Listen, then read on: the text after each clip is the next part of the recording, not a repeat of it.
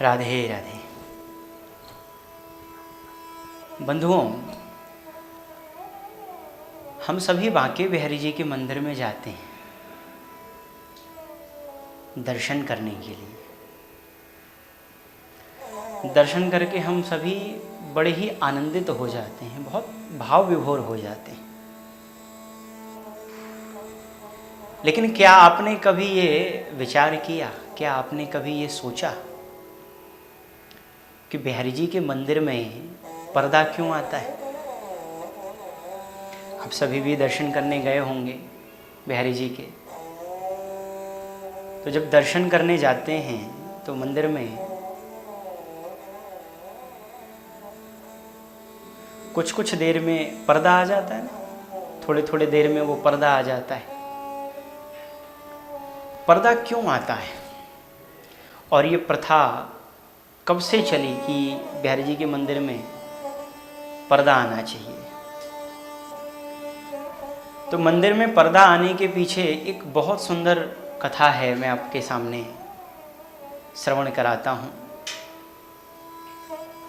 एक बार राजस्थान में एक स्थान है करौली। तो वहाँ के जो राजा थे और रानी थे, उनके हृदय में बिहारी जी के दर्शन की लालसा जागृत हुई, इच्छा जागृत हुई कि चलें हम भी जरा दर्शन करके आएं।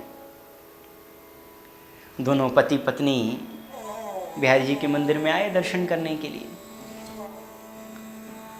दर्शन करके ठाकुर जी के बड़े ही भाव विभोर हो गए। और जो रानी थी दर्शन कर रही थी, श्री बिहारी जी के उनसे नेत्र मिल गए। और कहते हैं ना, ठाकुर जी के नेत्र कैसे हैं कि कान्हा तेरे नैन नौका के आकार, जो जन इसमें डूब गए सो हो गए भव से पार। ठाकुर जी के नेत्र कैसे? नौका के समान है। तो उन नेत्रों को देख करके रानी के मन में बड़ा प्रेम जागृत हो गया। नेत्र से नेत्र मिले और जब नेत्रों से नेत्र मिले तो प्रेम हो गया। बिहारी जी को जब उससे प्रेम हो गया तो ठाकुर जी भी भक्तों के पीछे भागते हैं जिनसे उनको प्रेम हो जाता है। ठाकुर जी ने रानी से कहा, बोले प्यारे, ठाकुर जी ने उस रानी से कहा कि बोले मैं आपके साथ करौली जाना चाहता हूँ, मुझे आप लेके चलो। रानी ने जब सुना, सुनते ही अपने पति से कहा, राजा से, बोले बिहारी जी कह रहे हैं कि हम तुम्हारे साथ चलेंगे करौली। राजा ने कहा, बोले देख तू हमेशा यही बात कहती है, जहाँ जाती है तेरा यही नाटक होता है कि भगवान कह रहे मैं चलूँगा तेरे साथ, भगवान कह रहे मैं चलूँगा तेरे साथ। उसको डांट फटकार के शांत करा दिया। वो शांत हो गई, मंदिर में प्रणाम किया।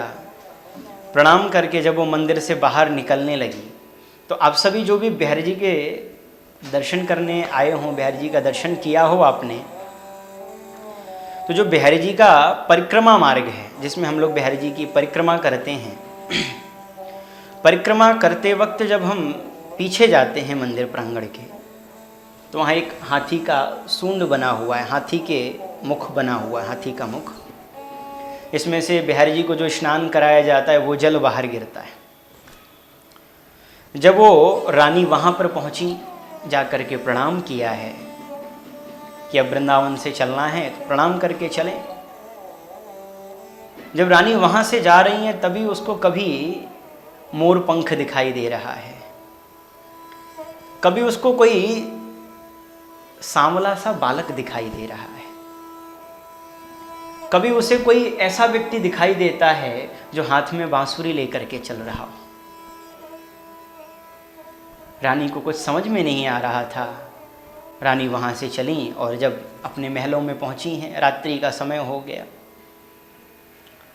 संपूर्ण रात्रि विश्राम किया। प्रातःकाल जब जागृत हुए, स्नान ध्यान करके जब उन्होंने अपने महलों के पट को खोला तो आपको जान के बड़ी हैरानी होगी कि बिहारी जी का जो श्री विग्रह है वो यहाँ मंदिर से अंतर ध्यान हो गया और रानी के मंदिर में बिहारी जी साक्षात प्रकट हो गए।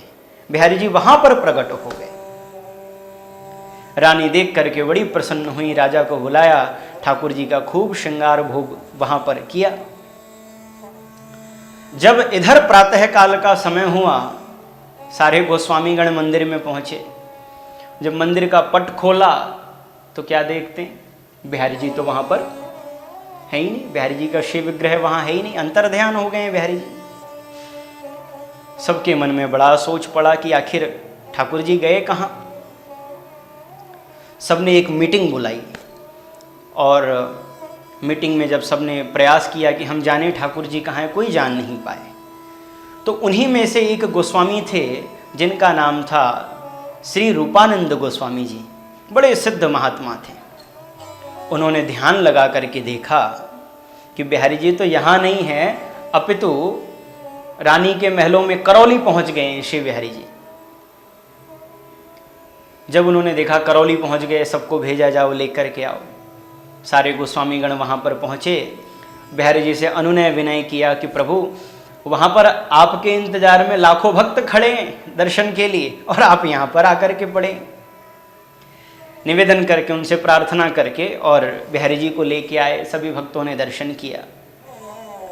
उसके पश्चात सभी गोस्वामी गणों ने पुनः मीटिंग का आयोजन किया, मीटिंग बुलाई और उस मीटिंग में उन लोगों ने ये निर्णय लिया कि जिससे बिहारी जी के नेत्र मिल जाते हैं, बिहारी जी वहीं से गायब हो जाते हैं, उसके साथ चलने को तैयार हो जाते हैं। भक्तों के प्रेम को देखते हैं, उनके साथ चलने को तैयार हो जाते हैं। तो गोस्वामी गणों ने यह निर्णय लिया कि आज के बाद हम इनके नेत्रों को किसी से मिलने ही नहीं देंगे। तब से ही हर 2 मिनट में, हर 1-1.5 मिनट में बिहारी जी के मंदिर में पर्दा आ जाता है। जब वो पर्दा आ जाता है तो उनके जो नेत्र हैं वो किसी से मिल नहीं पाते हैं। तो तब से ही बिहारी जी के मंदिर में ये पर्दे का नियम चला, तब से ही ये व्यवस्था बना दी गई कि अब इनके नेत्र किसी से नहीं मिलने देंगे। नहीं तो जो लाखों भक्त यहाँ आते हैं दर्शन करने के लिए, फिर वो कहाँ जाएंगे। तब से ही बिहारी जी के मंदिर में ये पर्दा की प्रथा चालू हो गई। बंधुओं, आप सभी भी जब आएँ तो प्रयास करें, बिहारी जी के चरणों में प्रार्थना करें कि हे बिहारी जी, जैसे आप उस रानी के साथ चल पड़े थे, अपने सूक्ष्म स्वरूप से, अपने प्रेम स्वरूप से आप हमारे भी साथ चलें। जब भी दर्शन करने आएँ, ये भावना हृदय में जरूर रखें। जय जय श्री राधे।